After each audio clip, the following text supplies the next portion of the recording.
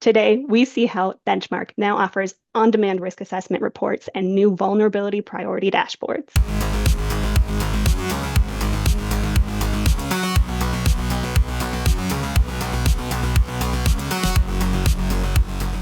Welcome back to Tanium Tech Talks. We are your hosts, Ashley McGlone. And Jesh Sachs. Keen security and ops customers rely on Tanium Benchmark to point out those areas that need attention, things you might not always see right off, right? And then to help track those remediation efforts. And now most customers have access to this module as part of their core licensing. And today we're back to show you what is new and improved. But I don't want to give away the details yet. That's for our guest, Lucas. Please help us welcome him back to the show. Lucas, go ahead and introduce yourself for those of us who haven't met you yet. Lucas Lyon, I'm a product manager in our risk and compliance group here at Tanium. I've been with the company for 8 years and currently focus on all things risk and security, which I love. Lucas, it's good to see you again, buddy. We've done several shows and done several converges together. We're always promoting Converge on the show. Lucas and I go way back with Converge Labs as well. But hey, you told me recently, because Tanium, we use our own software internally, and you told me about this really cool story with Benchmark and Tanium. Could you relay part of that for our audience? So this is pretty neat, right? And this was kind of uncued story. I was with our internal team, and they use our product, so I meet with them regularly to see kind of how they're doing. And they told me, so we have an interaction now between what we call Guide, Certificate Manager, and Benchmark. If you weren't aware, Benchmark uses Certificate Manager for some of our risk scoring. They told me a story about how they suddenly got a guide alert. And so the way this works is if your risk score goes up by a specific amount within a specific period of time, you get a feed notification. And they saw this and they were, that's weird. We haven't seen this before. So they went to investigate it. And when you do that, it pops you over to the Tanium risk score page. And they looked there. And on that page, you can see basically what's changed in the last 7 days by default. And they saw that the risk metric for TLS and SSL security had gone up by 800% in the last 7 days. So that's pretty interesting, right? And so obviously from there, we want to explore further and see what's going on. And so they did that by kind of pivoting over and looking at the drill down page for that risk metric. And there what they saw, we have a couple dashboards on the page. We have a table that shows you, what's affected, like what systems are contributing to the problem. And they saw that essentially almost every computer in a test group that they were using to deploy a new piece of software and kind of test it out, they saw that almost every computer in that group now had some ports listening that allowed TLS1 and some early SSL connectivity on specific ports. And they knew from looking at those ports that that belonged to the new application. And so I think all of this occurred within about 5 minutes or something, right? So they ended up on 3 or 4 different pages, and from there they said, okay, well, we want to know more about this, and so from there you can actually pivot out of risk into Certificate Manager, and they did that, and the Certificate Manager actually showed them the service, the certificate being used, and they were able to from there kind of understand that this beta test that they were doing. There was a setting in place that they didn't know about, and that setting allowed legacy SSL and TLS connectivity. Now, if you're not aware, right, a lot of bad things use, legacy crypto channels to spread throughout an environment and also just to get in initially. And so this is a really neat story where, the things we work on as software people, we don't always get to see them, in real life. And so this was a really neat way to kind of boom, boom, boom, jump around and see how this could play out. And if you can imagine, this was a controlled situation because it was a beta test in a specific test group. But imagine if this were, a new application that every computer in a large enterprise had, and you didn't know that that setting was in place, and now you're just sitting out there with listening ports, on every computer. Someone goes to Starbucks or what have you, and you know, they have these ports just out there listening, and it could be a lot of fun. Man, that's great because so often on this show we talk about what other customers are doing with Tanium. This is the first time I think on the show we've actually talked about what Tanium is doing with Tanium, using it internally. And really, and as you just told that story, you kind of told people what benchmark is. But I was wondering if you could just, for those, I know some people are just now getting benchmark in their licensing. Could you tell us just first straight up, like even just give us a quick demo look, like here's benchmark in 1 minute, like here's the quick look. In a nutshell, the purpose of benchmark and a component Tanium risk score is Tanium's really good at going out and getting data, right? That's our proficiency. We're really good at going out and showing you what's in place, what data is out there on every endpoint in the organization. And a lot of times this can be a lot of data, a lot of context, right? And so um, how do you know what to look at when and which of those things matters, right? This is the kind of problem that I think all organizations face as they grow and expand. And so the purpose of Tanium Benchmark is to give you a set of standard metrics, risk metrics, security metrics, operations metrics. Example of a metric might be how quickly are you patching endpoints from week to week, right? What's your mean time to patch? Or, uh, how well do you have antivirus applications deployed? Things like this, right? So we offer just a set of, I think right now it's 35 plus metrics. We even have Guardian metrics in there, so you can look at emerging threats and things like that. And we show you not only how you're doing, but we show you how you're doing compared to your industry peers. And so customers all have an industry that's defined. You can change it at will. But if you're in, the financial industry, you can actually see how you're doing for every metric that we report compared to every other Tanium customer that's in that same industry. And in addition to that, we do risk scoring, right? And so risk scoring takes some very specific metrics that are relational to, attacks, attack surface, and we take those values and we put them together to give you a 0 to 1,000 risk score and also tell you how that score plays out against your industry peers. So we put data into context is essentially, that's the big answer. Okay, so Lucas, I have heard good things about something new in Benchmark called a risk assessment report. Can you tell me a little bit more about that? The new feature is something called Tanium Risk Assessment reporting, right? And so if you're unaware, Tanium Risk Assessment is something we use ourselves when we go out and talk to new prospects, to partners. And essentially, what it is a collection of a lot of the things that we use in Tanium Risk. And so, we have some dashboards, for example, that kind of show this. Again, it's like, how are you doing as it concerns endpoint health? How are you doing as it concerns patching, software, vulnerabilities, compliance? A set of several things to kind of give you a report card, as it were, as far as enterprise risk. And so we use this assessment when we talk to, well, historically, we've used this assessment when we talk to prospects and new customers to kind of give them this report card and then let them see how they're doing. And then typically a customer will get one of those, make some changes, deploy Tanium, maybe look at how Tanium can improve things, and then they'll do it again and see how have they improved, right? And so historically, this was something that was very consultative in nature, right? So we'd have a team go out and run a bunch of Tanium stuff and configure one of these reports. And so now what we've done is we've brought that into the Tanium UI and we make it essentially a several button click affair, right? So just to turn on data collection, it does require someone who's an admin. But once that's turned on and data collection, to be clear, when we built this, we took a very hands-off to endpoints approach, right? So Tanium's already, again, really good at collecting data. We have all this data in Tanium Data Service.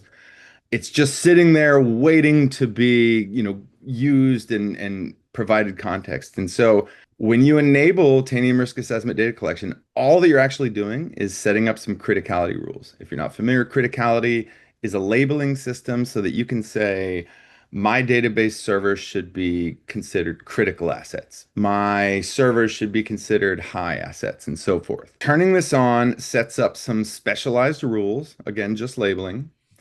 And then from there, you can target any computer group that Benchmark can target.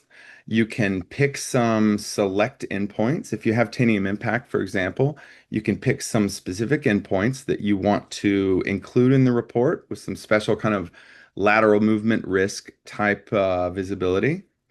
And then from there, we have pretty much, you can generate reports, and we'll generate one of these in a second. We have a couple more settings. So there's one setting here. This one's kind of interesting.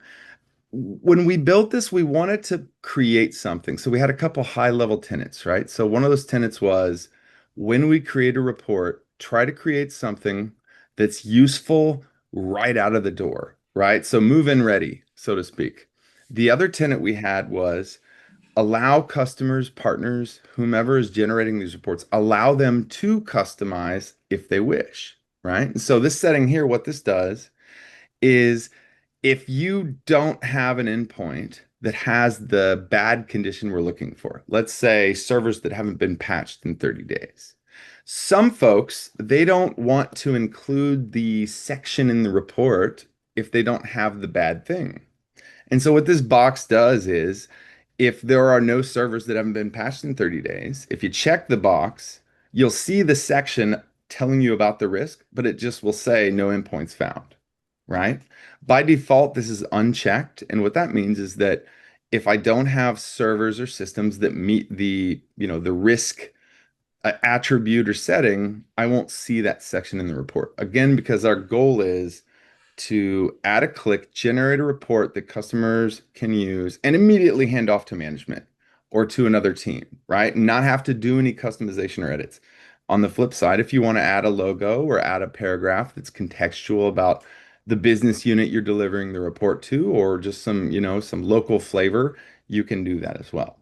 And so on this page, basically you've checked your small amount of settings here. You can go down, you can generate two types of reports in two different formats, right? So really quickly, detailed report is the long, granular, everything we know about everything report. This is going to generate something like 30 plus pages using every piece of data that we know we can use as far as risk scoring and just risk assessment in an environment.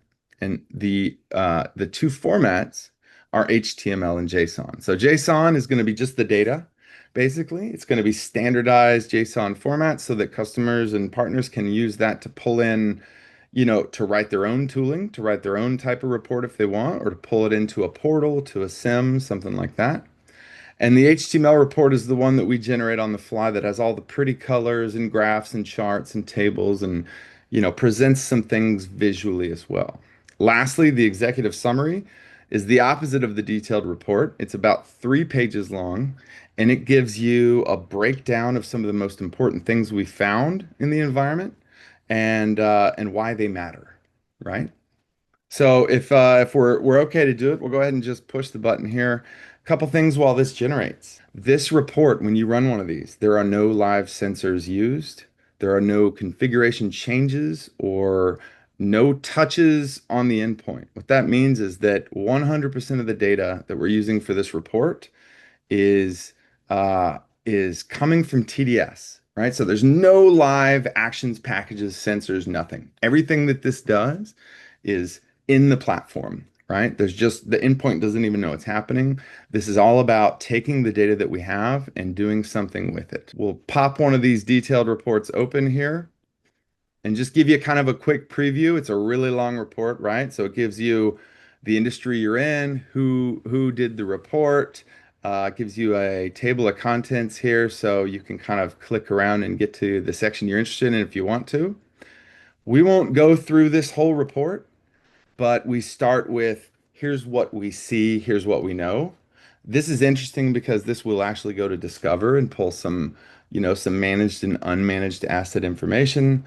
It'll go and it'll break down, you know, do we see any virus? Do we see security software? There's a bunch of really interesting things across this report. And what I would say is, you can get you can get a look at this however you like. We won't be able to go through the whole thing, but for example, this is if you've ever seen Tanium Impact, you're familiar with this visualization. This basically tells me for those three computers that I chose earlier, here's a detailed breakdown of how much lateral movement risk do I have for that machine? Are there a bunch of nested users and groups that can access that machine? What kind of risks am I seeing? And you can actually see here, there's a chain of computers based on our nested Active Directory that actually do have access to this machine. This is important because when you generate one of these reports, what we got from our folks in the field and our customers was when you do a report like this, sometimes there are certain servers that are just more important than others. And you really want to kind of display how is the server that has the keys to the kingdom doing, right? And so the reason we added this little flourish is so that you can choose to include systems that are important to you and your organization or to a particular business unit. Again, you could run one of these for one business unit, one of them for another.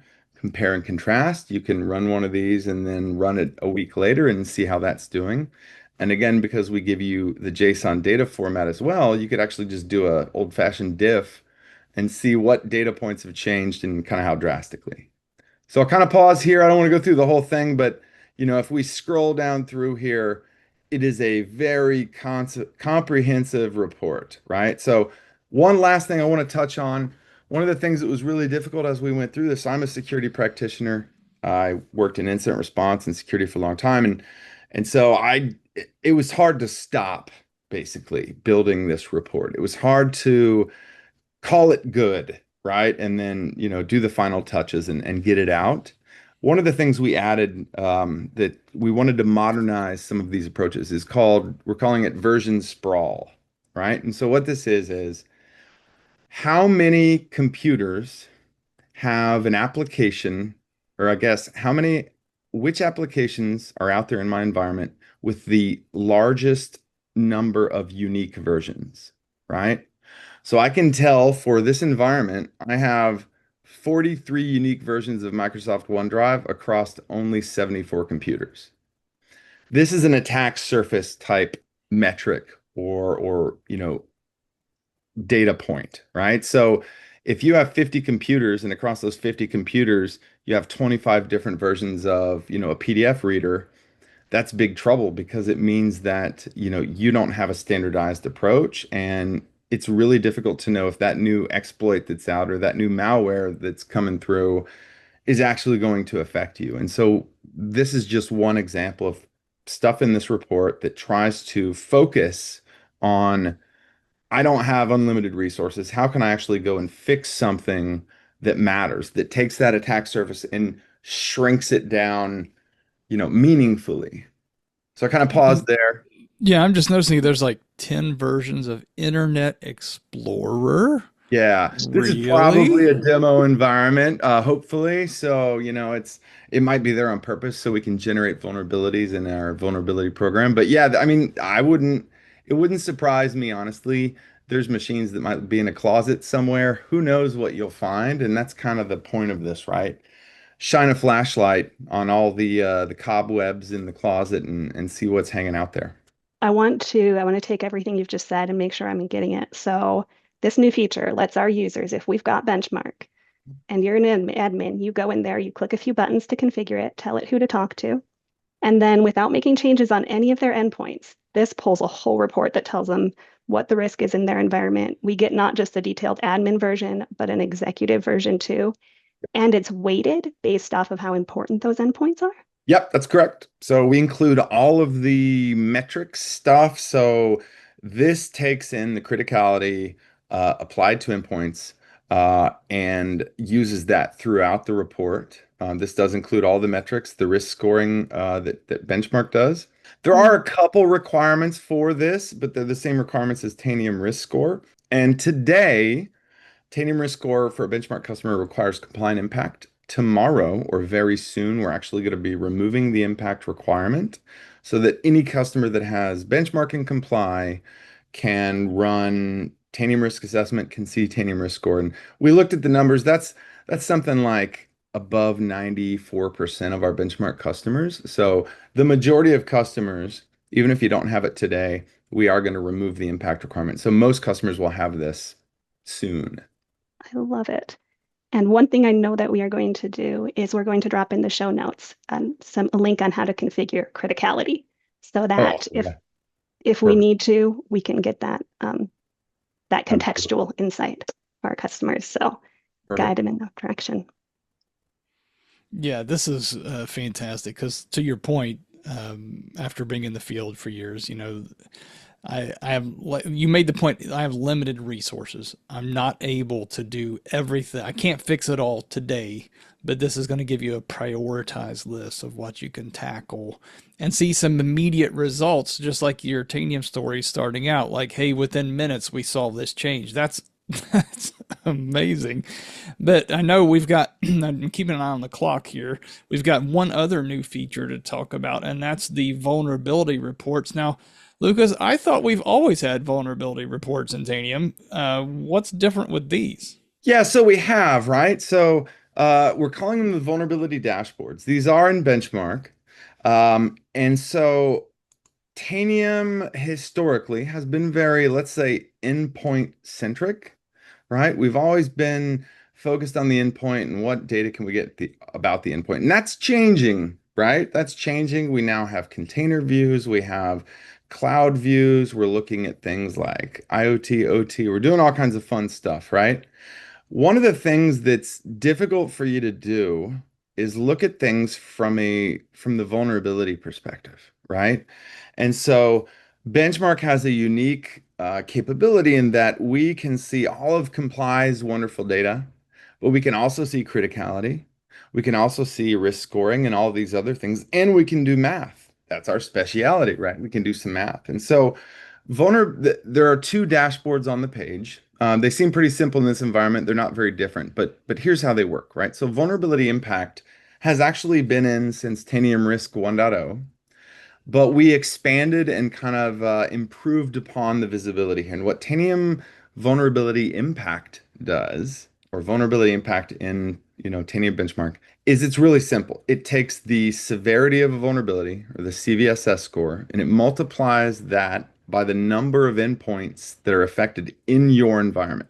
And so this is important because it's a very simple metric that I can say, okay, this will raise up the worst vulnerabilities that are affecting the most machines. So again, priorities, right? If I can only get 10 things fixed, if I only have the staff, the people, the time to focus on what actions can I take to reduce my overall risk the most, fixing the 10 vulnerabilities that affect the greatest volume of computers and have the highest severity, typically meaning they're exploitable in some way, is a great way to do that, right? And so that's what vulnerability impact does.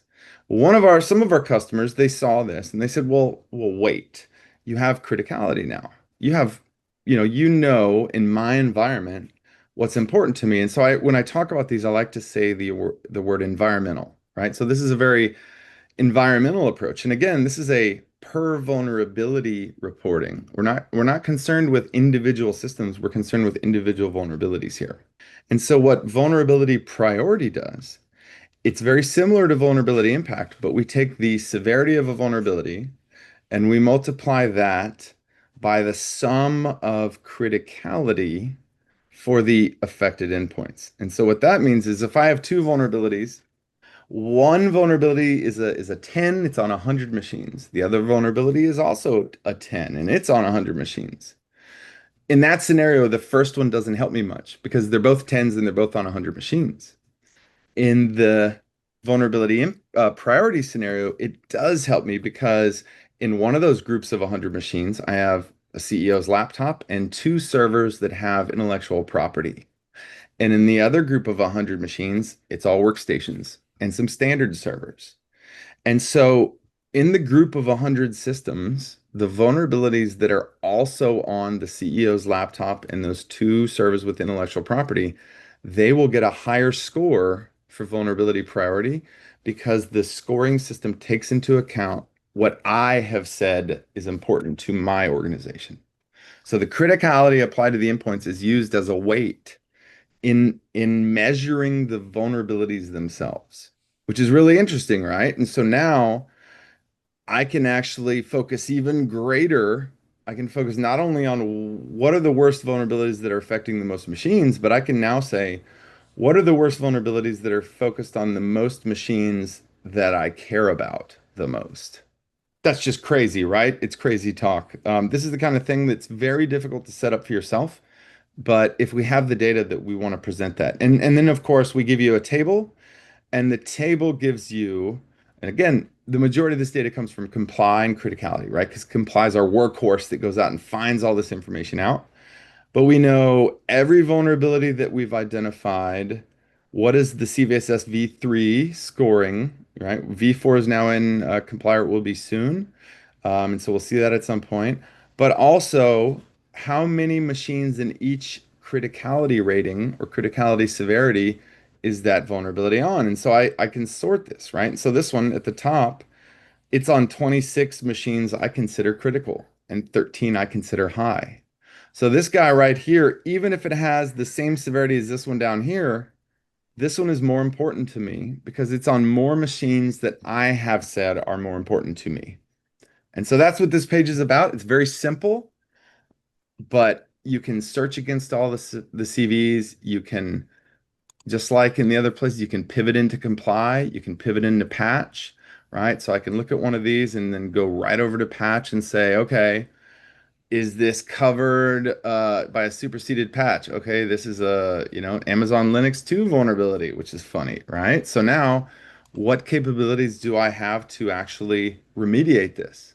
And again, just like our original example when we started the session, I went from knowing that I have problems to figuring out which problems are the worst and affect my machines that I care about the most to now jumping over. Now I can call my guy in IT ops and say, hey, if you resolve this Amazon Linux 2 vulnerability, we're going to like shrink our attack surface down by a lot. And that's really what anyone who's in vulnerability management wants to do if they can, is, not focus on spreadsheets full of stuff. They want to just really get rid of the bad stuff and reduce the likelihood that a bad person or a bad actor can do something bad in their environment. That was just that last 30, 60 seconds where, okay, just like what you described, right? We're going from here's the big bad report, here's the priority, and then pivot straight into more details or to just go ahead and fix it right now. That's that's Powerful. amazing. Yep. That is really powerful. Yeah. That's why what I get to do is fun because I get to think up, mad scientist almost. If I was still in security operations, what would make my life easier? And that's why I like what I do because I get to help customers answer those questions. Speaking of customers, what have you heard from customers who are using this out in the field already? Yeah, so we've heard some interesting. I mean, certainly that it helps. It provides a viewpoint that, of course, as with anything that you give customers, they immediately have three or four things that they want to add or change, and that's great. We've actually gotten some great feedback. One of the things that's really received well is the vulnerability priority, though, in that we've had customers. One of them had a spreadsheet kind of set up where they were doing this every week once they got their vulnerability report, they were doing this, in I guess pivot tables in Excel or something. They were then making multiple copies and filters of that spreadsheet and sending it out to different business units to basically do the same thing, like, hey, here's the vulnerabilities that matter the most. Because if you've ever been in security operations or vulnerability management, you know that just the simple act of telling another group you have a vulnerability, it's very bad, please fix it, that can be a battle. There's politics, there's resource issues, there's all kinds of there's we can't patch that server because it's got a critical project this week.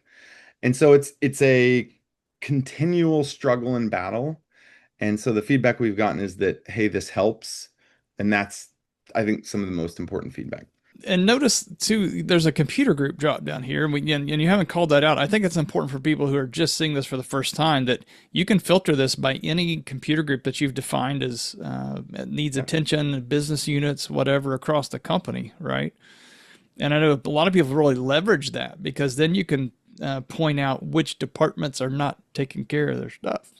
Yeah, absolutely. And you can compare and contrast too, right? And just like, anything else, I think we have some you can basically spit this out to a CSV if you need to, right? You can pop this out and send this out, and again, all the filters and the multi-column sorts are here, and so anything you see up here, you can kind of rearrange and you know export that out and use it another way.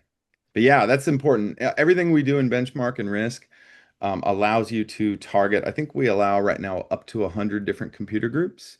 And so most customers, they do it by region, business unit, agency, whatever's important to them. And that's why computer groups, again, are so powerful because you can kind of have your different places that you look at for your own reasons. Jess, you have any other follow-up questions before we wrap this? I think we're good. All right, I think so. Well, Lucas, thanks for walking us through these new features, and that's the fun part. You talked about having fun with customers. This is fun for us doing the shows because we get just to keep see how it keeps getting better and better. So, Jess, why don't you tell folks where they can find more information on this? Sure. As usual, we have links to the docs and the KBs in the show notes below. Also, we are giving away free passes to Converge 2025 in Orlando, Florida. We'd love to see you there, be able to meet you in person. So see the show notes as well for that promo code and details. Thanks, Jesh. And thanks, Lucas, again. And for those of you who are watching, this wraps up another episode of Tanium Tech Talk. So until next time, Go Tanium.